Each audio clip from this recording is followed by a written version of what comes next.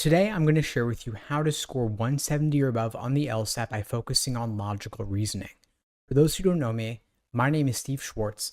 I've been teaching the LSAT since 2005, and I personally increased my own LSAT score from a 152 to a 175. I got a question here from a student who writes, "Hi Steve, logical reasoning is holding me back. I'm consistently scoring around 160 on practice tests, but I need a 170 plus for the schools I'm targeting. I'm just not seeing the necessary improvement even though my test date is coming up. How can I significantly enhance my logical reasoning skills to boost my overall LSAT score?" So there's a little bit of a truism in this question here, which is that logical reasoning is already the majority of the LSAT. So since it's 2/3 of the test, improving at the LSAT and improving at logical reasoning are almost one and the same, except for reading comprehension, of course. So logical reasoning, I always recommend devoting a lot of time there just because it's 2/3 of the test. And so any gains you make in your understanding of logical reasoning will be doubled across the two sections. Now, there are roughly 15 different types of logical reasoning questions, but some are more common than others. If you want to focus on the areas that are going to be the biggest bang for your buck, I would start by looking at necessary assumption, inference, and flaw, since these are the three most common types of logical reasoning questions. Now, I'd look at, out of the 15 types of logical reasoning questions, which ones are you relatively better at than others? So I will occasionally have a student who says to me, "I'm terrible at weaken questions, but I'm pretty good at strengthen questions." And strengthen and weaken are two sides of the same coin, meaning that if you take a strengthener and you negate it, you're typically going to have a weakener and vice versa. So you can easily reframe one question type as another with the same method of reasoning.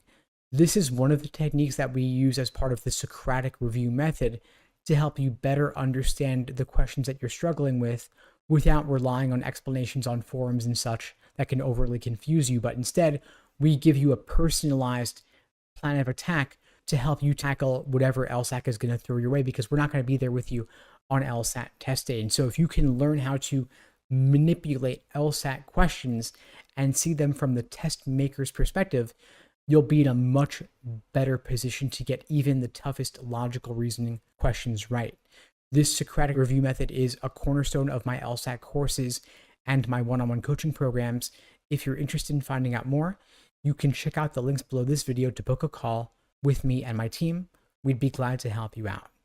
Now, aside from focusing on accuracy in logical reasoning, you can also look at your pacing, how you allocate your time over the course of the section. Sometimes students will tell me, "I could get all the questions right if not for the time constraint." And so in that case, my thought is, how can we help you get through the section more quickly?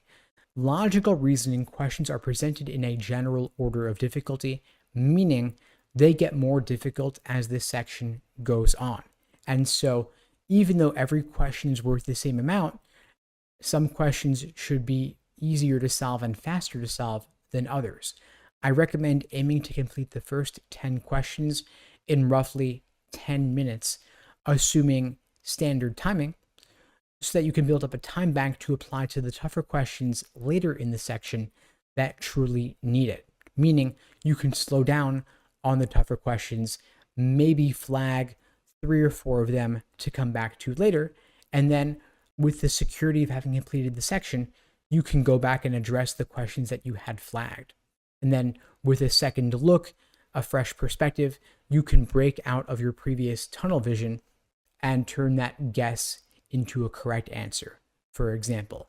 And these questions that you flag, those are going to be your best candidates for in-depth review after the exam, looking at what gave you trouble about it. Was it the wording of the stimulus?